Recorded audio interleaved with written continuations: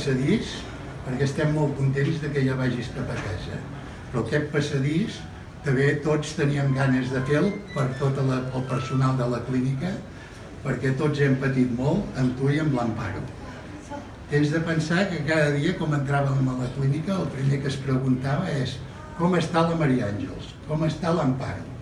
Això era el que preguntava tothom. Llavors, i la UBI, evidentment, ens en donaven una de freda i una de calenta, perquè van així, aquesta gent.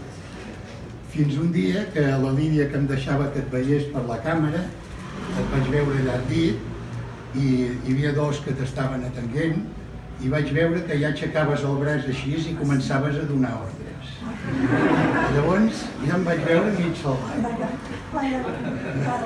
Però bueno, no es va acabar aquí això, perquè després un altre dia que li vaig preguntar a la Lídia, diu, bueno, com està la Maria Àngels i l'Amparo, totes dos, perquè preguntàvem per totes dos. Diu, mira, diu la Maria Àngels, diu, ara ja està bé, perquè el que fa és vigilar aviam com està l'Amparo.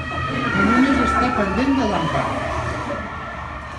I bueno, que estem molt contents de que puguis anar cap a casa amb la teva família, que et recuperis aviat i que sàpigues que aquí tens una altra família molt gran que està amb tu i que t'espera. Moltes gràcies. Vale?